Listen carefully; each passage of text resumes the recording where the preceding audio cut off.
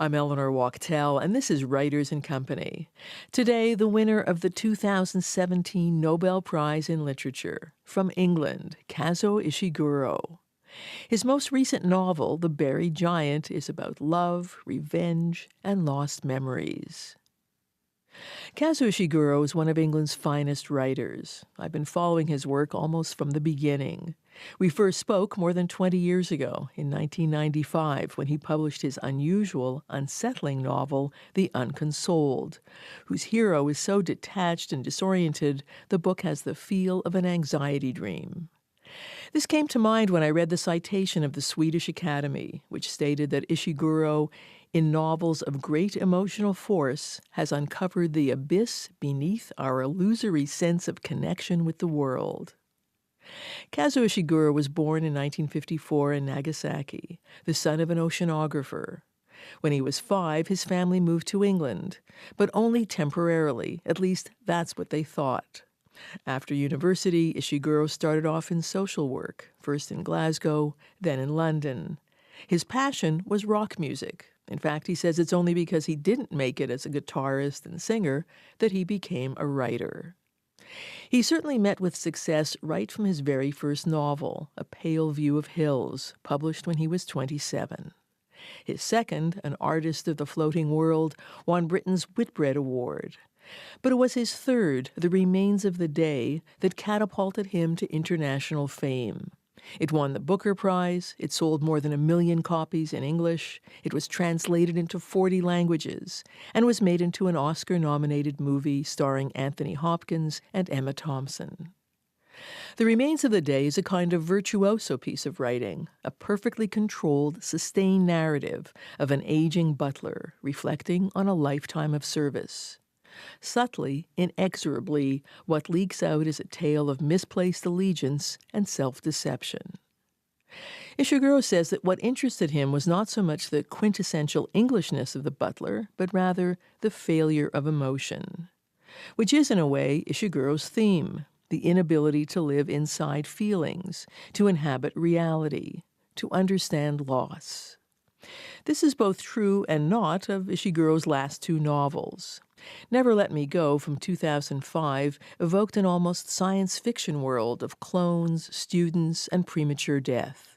But love and loyalty were also present, as they are in his last novel, The Buried Giant, alongside Ishiguro's trademark theme of loss or absence, in this case caused by a fog that erases memory.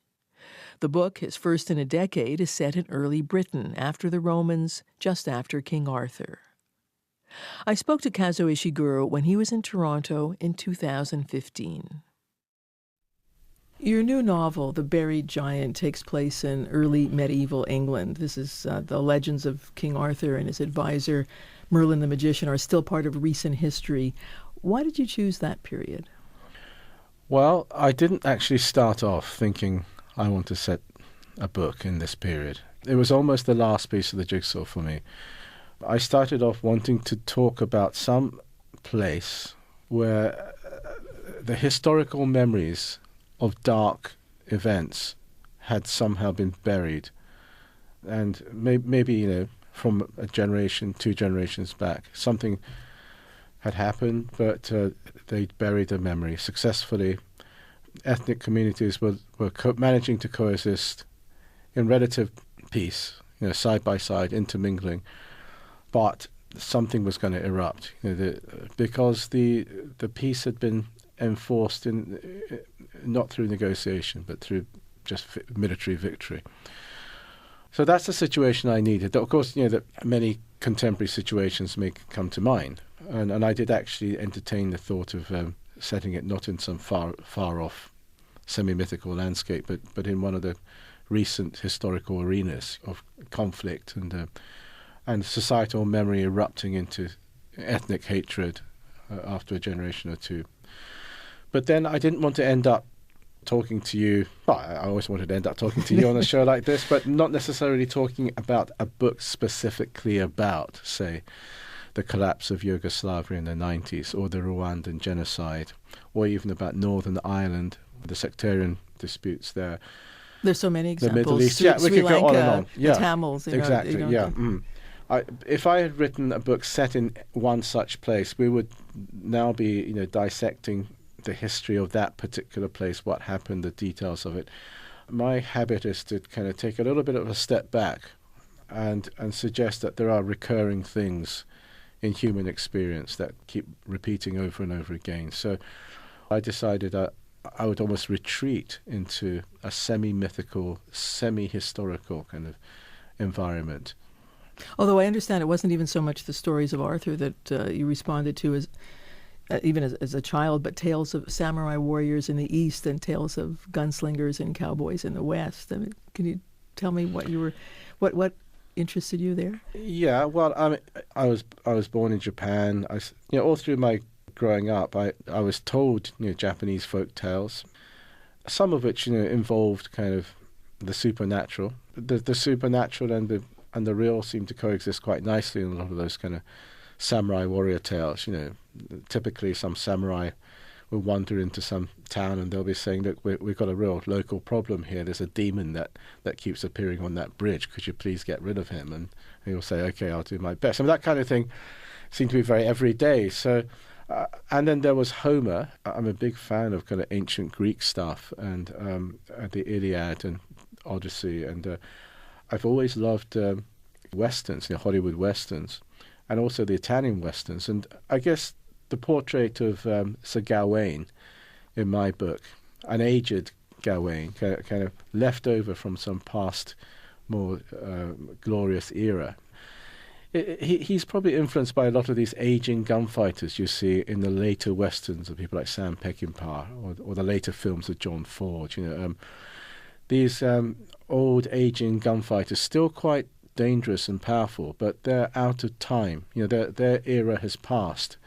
The country around them has got more civilized. There's no place for a man of violence like that, and they're lonely figures. A man and a horse, almost like a community of two. In a wide open landscape, unable to really move with the times, but still keeping up some kind of old set of values. I mean, so was it Gawain who put you into that time period?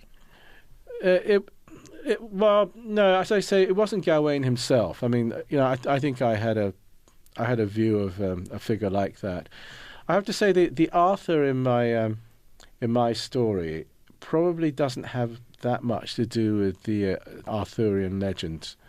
When I was looking at that period in British history, that's to say the mysterious gap between when the Romans leave Britain and when the Anglo-Saxons settle it, and it starts to become English. There's a blank period. It's around the 5th century? Well, the Romans leave in 410 AD. That's fairly well established. And around 490 AD, by 490 AD, the place has become Anglo-Saxon. It is turning into England, The indigenous people that lived there with the Romans, the people I would call the Britons, some people call them the Romano-Celts, something happened to them in that gap. A lot of people think they got wiped out, or that there was a piece of ethnic cleansing, because everything just becomes Anglo-Saxon more or less overnight. So the Arthur that I became interested in was that people think there might have been a historical basis for King Arthur of the legends in a real military leader who would have been one of the Britons, one of the native Britons who was a resistance fighter to the hordes of immigrant Anglo-Saxons landing from the European mainland. And at some point, it is thought he won some kind of big decisive victory, which imposed a kind of a peace and an uneasy coexistence between the two tribes that went on for at least a generation or two. So that's rumoured. So nobody really knows what happened in that period. No historian is confident. So I thought, well, I'll go with that version because it suits my purposes. So that's where the Arthur thing comes in. It's a quasi-historical King Arthur. And Sir Gawain is his nephew. Yeah, well, I just went with the myth there. Sir Gawain is usually thought is the youngest of the knights of the Round Table. He's the nephew. He has a poem all to himself in English literature, Sir Gawain and the Green Knight. I mean, people know about him. I thought it would be fun to have the aging leftover knight, the last knight from that era, who is still trying to impose that old peace that was settled forcibly on the country. I thought it would be fun to have him as Gawain, now old and a bit like Don Quixote, a bit like one of these worn-out John Wayne characters. That's who I was thinking of, yeah, a bit creaky. Mm-hmm. In this case, literally, in his rusty armor. Yeah, he's kind of comic and he's a bit pathetic, but actually he's still quite a formidable warrior too. Apart from language, and I guess religion, because the Britons were Christians, what were the differences between the Britons and the Saxons? Well, that's quite an important difference. I mean, the Britons would have been converted to Christianity by the Romans. And so they have a nominal smattering of Christianity on top of, I guess, generations of pagan traditions. But the Anglo-Saxons, the people who will become the English, at this point, they're pagan.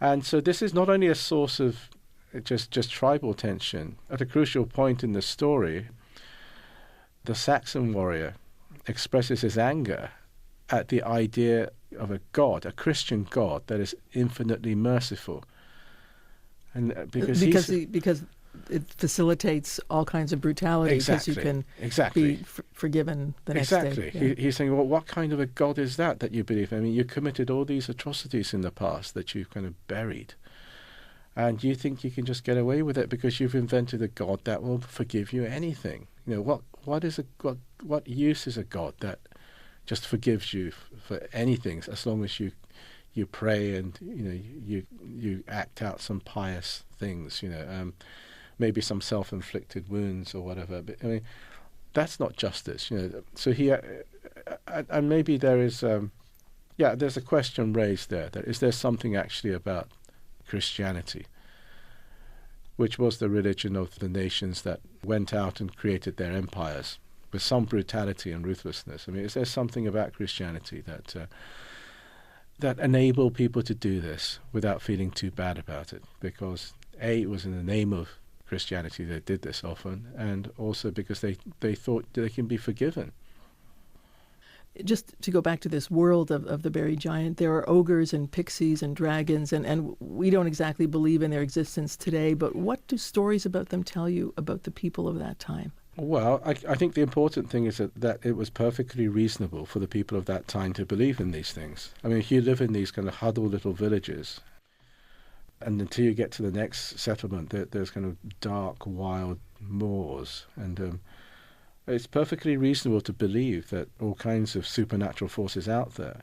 This is a pre-scientific, superstitious time, so I went with the idea that if a reasonable person could actually believe in certain things like ogres or pixies, then I would allow them to literally exist in my fictional world.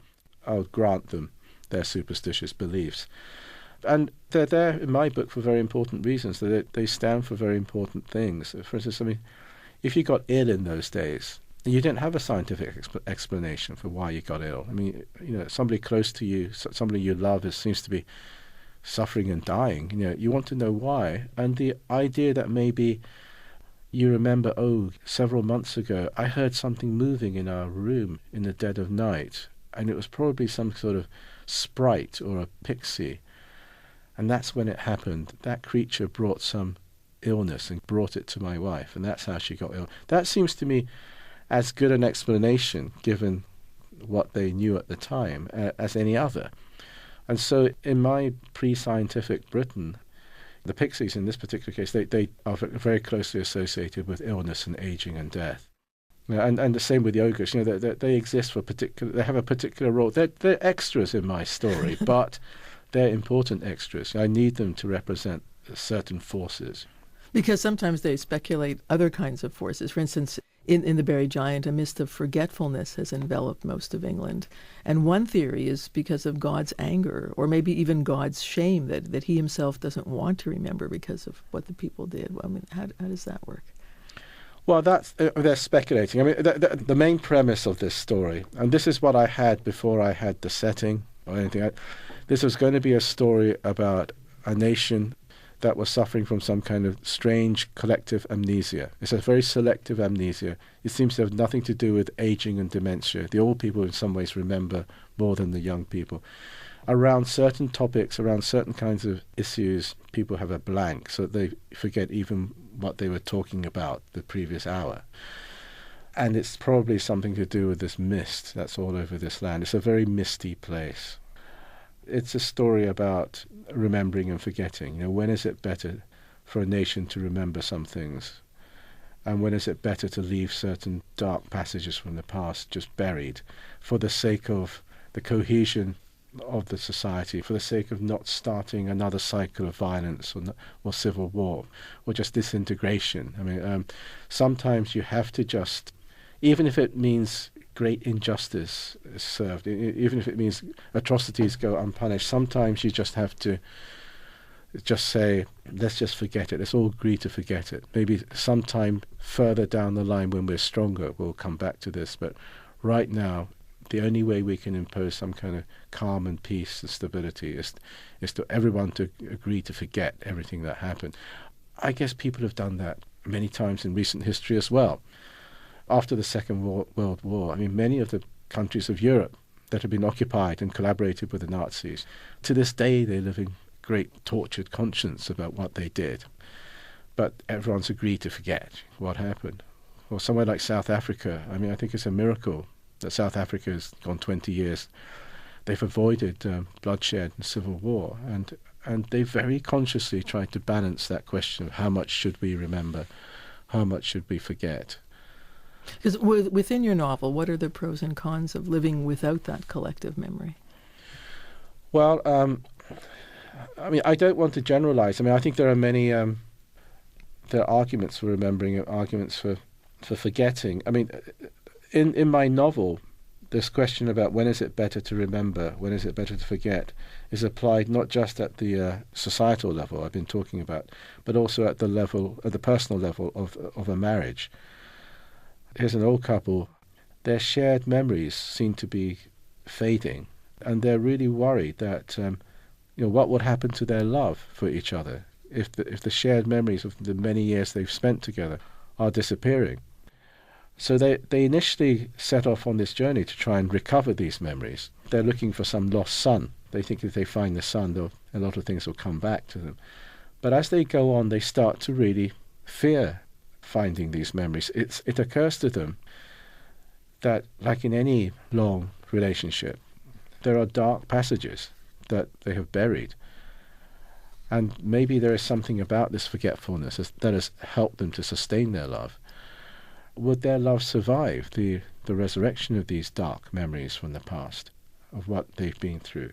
But on the other hand, if they don't, I guess they sense that their time together isn't long now, although they never articulate this to each other. They're getting old, she's ill.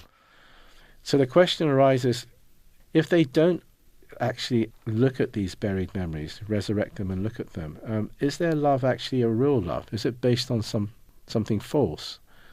And so a part of them really wants to look hard at everything that they've been through, but they fear it. They don't know what's going to come back if this mist goes away. Because they alternately make each other promise to remember the love they feel in the present moment, just in case something bad is uncovered, and each fears they've somehow betrayed each other in the past. But ultimately, retrieving their memories becomes very important to them. I guess, I mean, it's like a lot of the books I wrote in the past, which really revolved around one individual. Books like The Remains of the Day, where just one individual wrestled with this question: how much do I want to remember about what I did in the past? Maybe, I could go to my grave quite happily, never really looking hard at some of the sadder or darker passages of my life.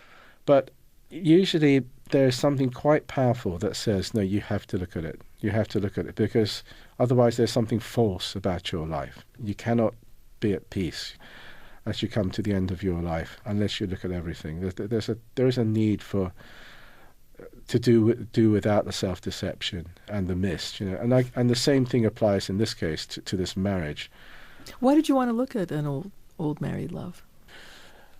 It's not because it's not because they're old. I mean, I guess they're not even that old by our standards. I mean, back in those days, people in their late 40s would be elderly. So it's not so much age as, I think love love stories. When we talk about love stories, we often what we mean is courtship stories. A lot of the time, what we mean is a story about two people coming together, and typically the story comes to an end when they come together and declare their love for each other. But I was interested in what I think is a proper love story, because love isn't about when you first meet. It's about the many, many years you spend together, and when you try and keep that flame burning, against all the different changes, all the different climactic conditions that threaten to blow it out.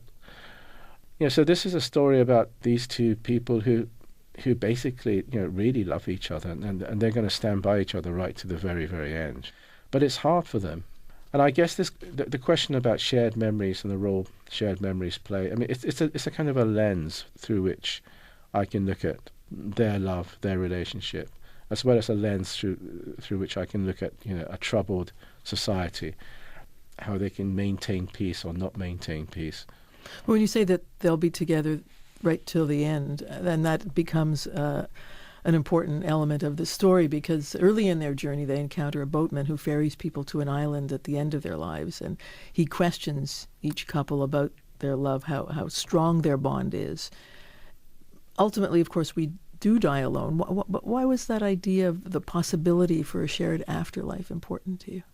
Well, I've touched on this before in my previous novel, Never Let Me Go. I mean, it's formulated slightly differently, but any of your listeners who know that book will recognize this immediately, that, I mean, at the heart of that book, there is a wish on the part of the two of the characters that although they realize that their fate is to die young, if they can prove that they're truly in love with each other, they'll be given some sort of a concession. They'll be given a little bit of time, at least, a deferral, so that they can actually spend some time together. This is a variation on that idea, I guess. It's a little bit more absolute. It's an old couple who think their love is so special that perhaps death itself will give them a concession. They can go into death together. And they don't, I guess, like the couple in Never Let Me Go, the couple in The Buried Giant, they don't ultimately fear death. They would accept death. What they fear is being separated. If only they could be together, they'll accept anything. And so that's their biggest fear. But I mean, maybe this is something that people will recognize when I say this. I mean, that if we're lucky enough to find love, and if we're lucky enough to hold on to it over a long period of time, you feel special. You feel like maybe this is something hard won and very special, and that you should get something. Special, in return. That maybe the usual rules don't apply to you. I mean, this is folly, and this is foolishness. But there's something about human nature, I think, that you want to believe that sometimes your bond is so strong. I mean, it's not just between couples, but sometimes between parent and child, or friends or siblings may feel this too, that sometimes the human bond of love is so strong that you think surely it can overcome. You mentioned your last novel, Never Let Me Go, which looks at a group of young students at an English boarding school, and it's revealed that they're clones, they're being groomed for organ donation, and they also have to come to terms with the end of their lives. What got you thinking about end-of-life questions from a young person's perspective? Well, that's what you might call, I mean, we know about the human lifespan. We all know that, we have a kind of average number of years that we live if we're lucky. And so we've kind of trained ourselves not to think too much about, aging. It's something we put off until we are aging.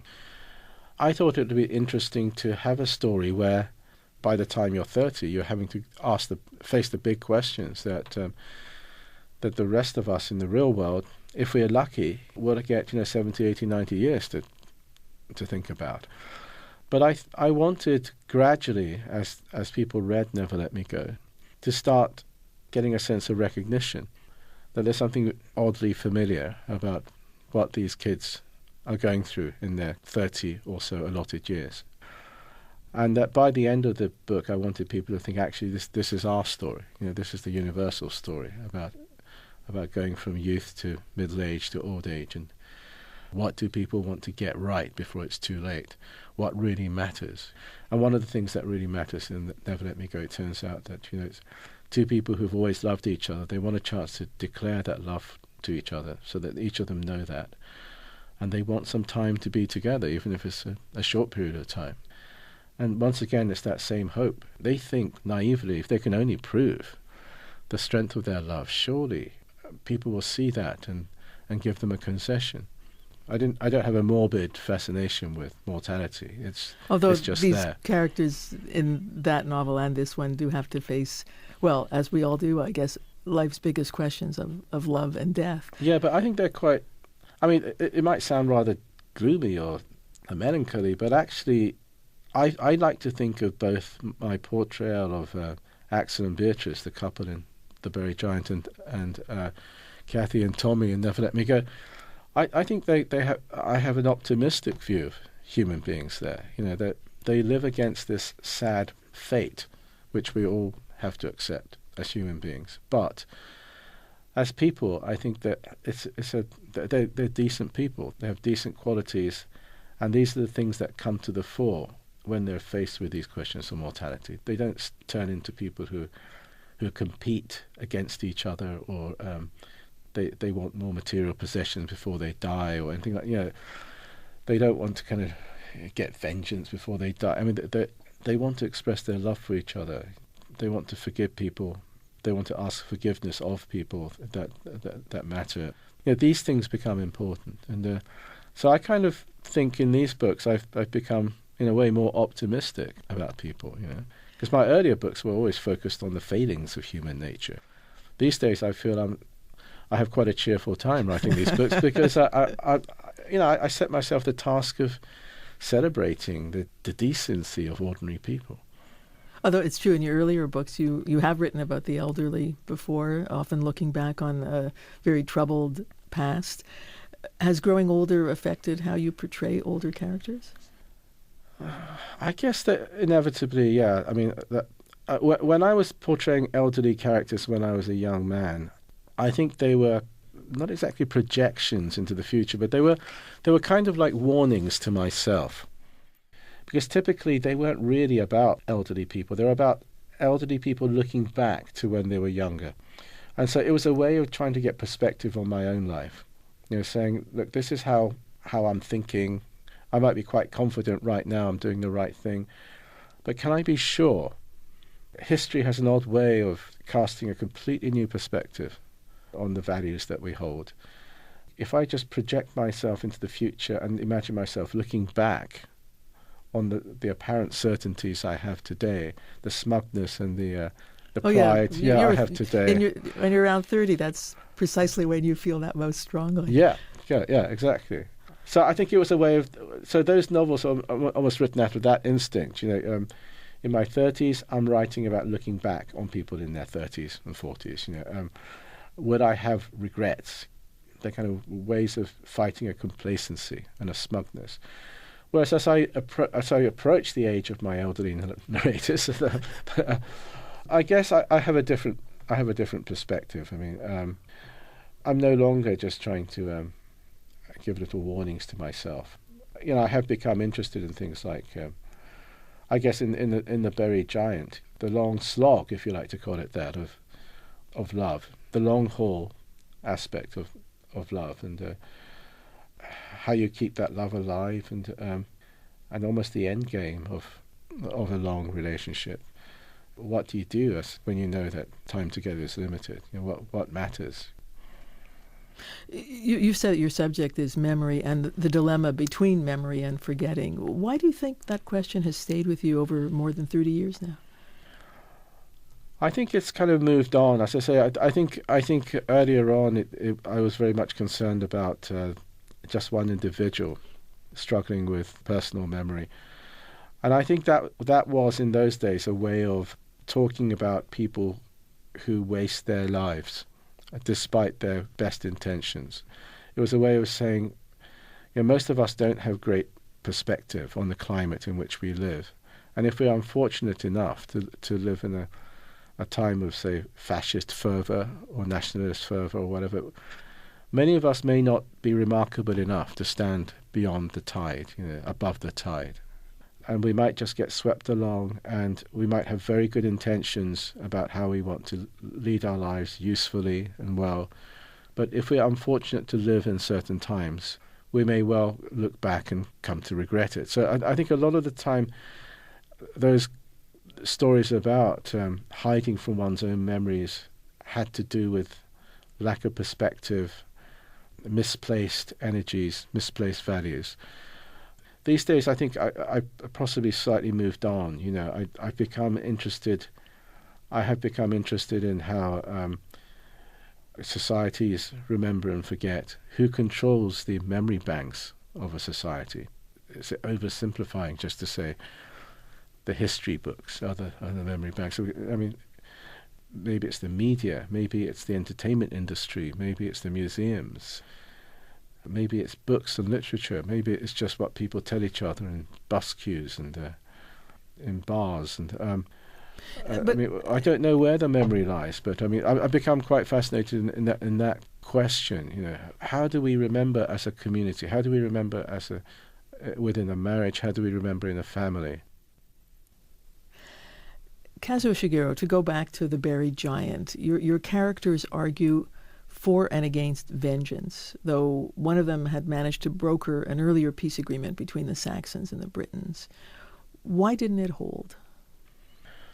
Well, I discovered when I was doing this, I put this word research in inverted commas because I have to keep stressing historians do not agree at all on what happened in this period, in the post-Roman period in Britain. But there is some evidence that there was an earlier version of some sort of Geneva Convention, just to put it very crudely, and that, they can do war with each other, but there was an agreement to actually spare the innocents. And this wouldn't be remarkable when you think about it. When people are having wars, this idea is bound to come up over and over again. Please don't harm our children, our elderly, our sick, our women, and in return we won't do that for you. Let's just meet as warriors in the field of battle. I think this is an idea that it doesn't require something remarkable, but it does require something remarkable to actually maintain it and sustain it and actually really broker it. And there is some evidence, although it might be very skimpy, that there was an attempt to do something like this back in those days. And so I thought this was an interesting thing. I thought, well, maybe this was something that was done in the time, a generation before when my story takes place, when the quasi-historical King Arthur was around, that there was some such Geneva Convention agreed, and that at a certain point this was broken deliberately, because perhaps inevitably these kinds of agreements always break down. Not just because one side sees an opportunity to completely defeat the other, but it's often that. But in this case, perhaps there was an argument to say that this is the only way to break the never-ending cycle of violence. You have to wipe out everybody, because while you spare women and children, you're just creating the next generation of warriors, and it's just going to start up again. The end of the enchanted fog, which has been clouding people's memories, would introduce or quash any other attempt at peace. It would introduce a resumption of war. And we were talking earlier about that cycle of violence and the need to forget. Does it have to be all or nothing? I mean, I'm thinking, for instance, in terms of international conflicts, the Truth and Reconciliation process in South Africa or elsewhere. Can countries or regions negotiate in other ways? I think they can, and I think yes. I mean, South Africa is a shining example. I think they were helped by having remarkable leaders. But if you just look at the history of Europe, I think what's been achieved in Europe since the end of the Second World War is a real cause for celebration when you consider what Europe was like in the first half of the 20th century. In fact, for much of the 19th century. I mean, it's such a place of just bloodshed and war that it's almost unbelievable that the Europe, certainly the Western Europe that we know, was created in a few years after the Second World War, and then after the Cold War. Much of Europe has become this place where people can just flow freely from one place to the other. I think the key thing here is that if a peace is properly negotiated, if it's actually based on consensus and consent, it has a chance of lasting. But sometimes a peace is just imposed from above through military conquest. And I think we've seen examples. I guess the disintegration of Yugoslavia being a key case in point. But we see it often when some empire crumbles and all kinds of wars break out. If the peace has been actually just enforced, then a lot of the old hatreds and enmities are below the ice. It's just frozen and preserved, just waiting to come out again when the strong arm is removed. And all hell breaks loose, when the strong arm or dictatorship or whatever, that's keeping that lid down, goes away. And I think we've seen this recently in the Middle East as well. That we started off kind of celebrating the removal of some sort of horrible dictator, and then we think, well, what's been let loose here? I think it's very difficult to create peace if it's not based on consent and proper negotiation. And often, I guess, peace isn't. Peace is imposed by military victory. Kazuo Ishiguro, I'd like to look at your own background for a moment. Your father was an oceanographer, and you said you didn't even really see much of him until you were 4. What was he like? He was he was a typical scientist, but he was like an inventor. And he just worked on his own project all his life. And I guess although we are very different, and I always thought we were very different because I was in the arts and he was a scientist, and he didn't really read books at all, and I didn't understand science at all. I guess I realized now that one of the things we had in common was the ability to just kind of work uncommissioned on our own project for year after year after year. And one of the nice things that's happened just very recently is that the huge project that he completed in his lifetime, which ended up as a kind of a huge, rather clumsy-looking, heavy machine that ended up in their garage when he retired. Recently, in fact, just last week, the Science Museum in Britain has acquired it to be a centerpiece in their new kind of oceanographic display place, because they think it's a very interesting piece of machinery that bridges that period of analog to digital. So I'm beginning to see that we're not as different as I thought. We're people that go off into funny little rooms, and we have we spend years and years just working on some kind of thing in our head, bringing it to fruition. But it was because of your father's work that your family left Japan for England when you were 5, although initially your family thought it was a temporary thing. But your parents raised you as a Japanese boy without thinking in terms of assimilating into English culture. What did that mean for you to be raised Japanese in England? Yeah, I don't think that's quite true to say that they didn't want me to assimilate into... there was no attempt to keep me separated. There was no Japanese community of which I could be a part within Britain. I mean, there was just our family and then a lot of English people. So there was no question of my being isolated. No, I was very much encouraged to participate in the local life. Almost immediately, I went to the local Sunday school, although my parents were not Christian and thought the Christian religion was slightly odd. And indeed, because we arrived during Good Friday and there were images of this blooded corpse being tortured on a cross everywhere, being shown to children, my parents were rather shocked. They thought, what kind of thing is this to display in front of children? But they sent you off anyway. Well, it was a very different Britain in those days. We were living in a relatively small kind of rural-like community. Milk delivered from the local farm by horse and cart. All the local children just played spontaneously in fields and down the country lane. I became very good at climbing trees. And it was also expected that the respectable kids went to church and went to Sunday school. And I sang in the local choir and became the head chorister. So I was pretty assimilated outside of the home, but nevertheless the plan always was that the following year, maybe the year after that, we would return to Japan, because that's the nature of scientific research. The British government were funding my father's work. They gave him a little department, and he's just allowed to get on with it. He didn't have to teach in any university. This is a great privilege for him, but this was something that was only done, 2 years at a time.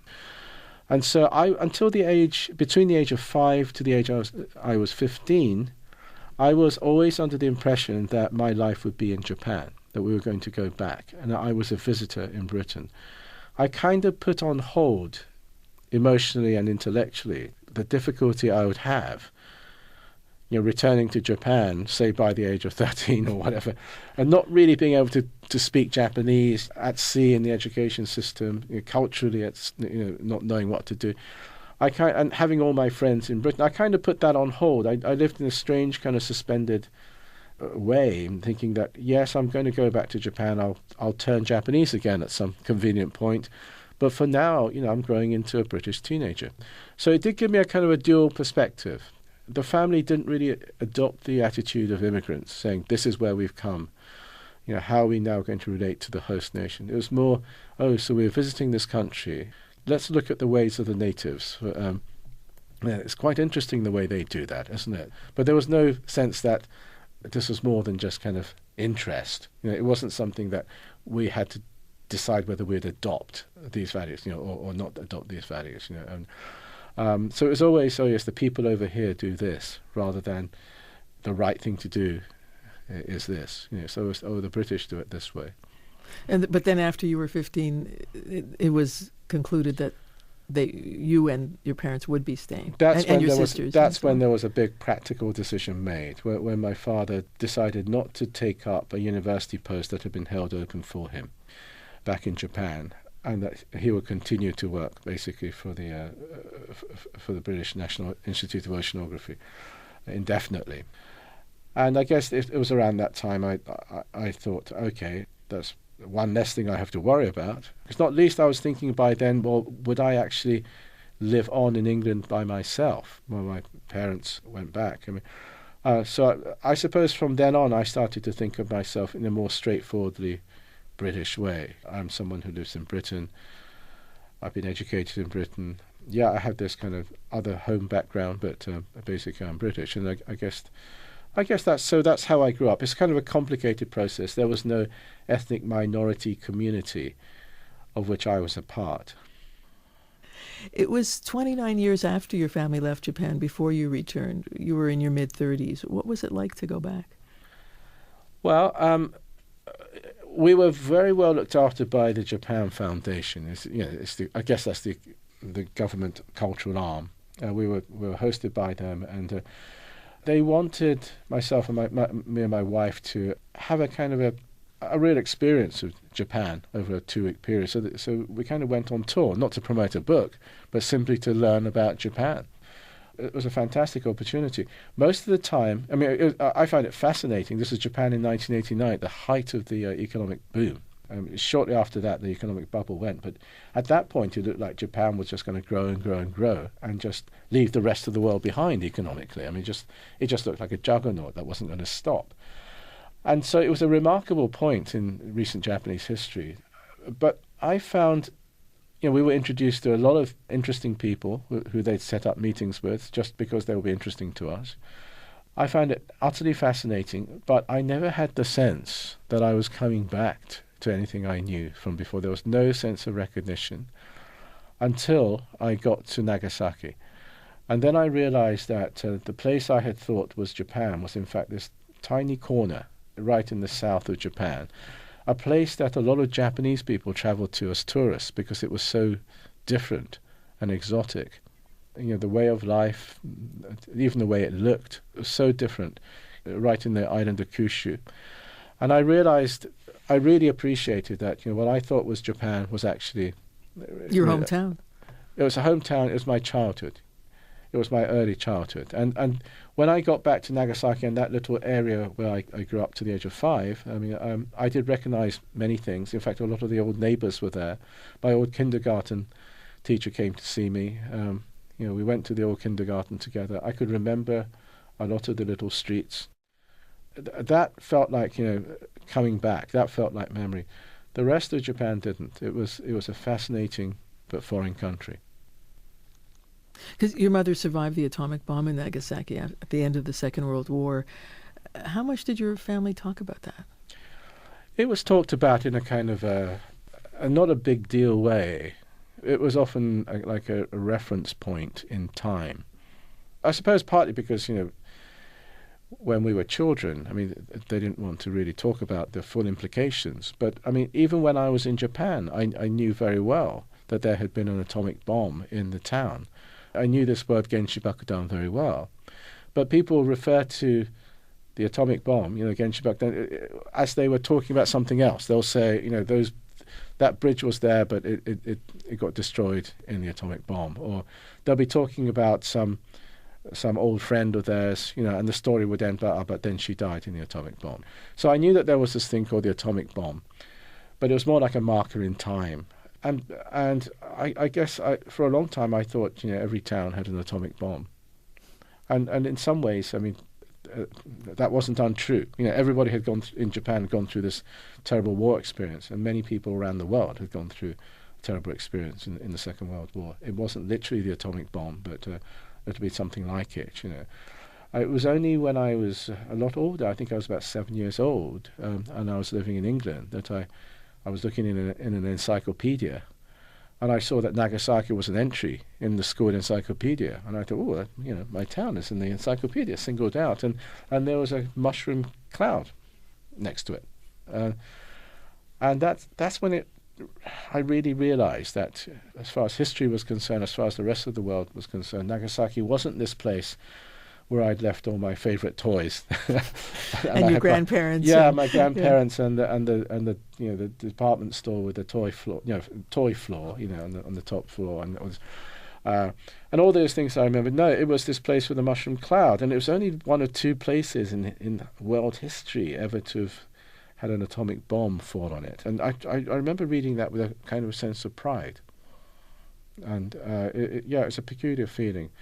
But I didn't really, it took me a while to understand that, because my mother, although she wouldn't avoid the subject, it wasn't until I was much older, really adult, that, we really discussed the actual experience, what happened. It was just something that had happened. There was an acceptance about it, just as there was an acceptance about the war. How has Japan dealt with its collective memory, do you think? In writing this book, I did think about all the nations that I have some sort of relationship to or affection for. Japan, I think, has completely forgotten its role in the Second World War as aggressors. Basically, it was a militaristic, fascist, expansionist, empire-building nation in the 30s that rampaged through Southeast Asia and China, committing some terrible atrocities, which had been largely forgotten. Not by the people in China and Southeast Asia, but certainly by the Japanese and really by the West. And to some extent, there's a very good reason for that forgetting. The Cold War started really immediately as the Second World War was closing, and it was very much the policy of the Allies to build Japan as rapidly as possible into a non-communist ally in that part of the world, with these two gigantic communist countries, the Soviet Union and China there. It was absolutely imperative that there should be a economically powerful, strong, liberal democracy, capitalist one, in that part of the world. And so I think the occupying forces did everything to encourage the Japanese to forget their role as bad guys. And because of the atomic bombs, I think the Japanese tended to think of themselves as victims. And that when they think about the war itself, they think of themselves as victims of foolish, misguided and cruel regime that hoodwinked the nation and betrayed its citizens. But I think to this day there is great discomfort about talking about what happened, what the Japanese army did in Asia. And I think this continues to be a real problem in the relations with, well, particularly with China right now. Kazuo Ishiguro, initially you wanted to be a singer, a singer-songwriter. What turned you in the end towards writing novels? I think at a certain point in my life, when I was about 22, 23, I started, first I discovered reading. I hadn't read very much when I was younger. I listened to a lot of music. But I had been writing songs from the age of 15, and it was partly that, career-wise, I was getting nowhere. But I think there came a point when I felt the kind of things I wanted to do, I couldn't do in the song. And when I started to write short stories, and there was a big overlap, I would say, between my last songs and my first stories, in tone, subject matter to some extent, but mainly in tone and style.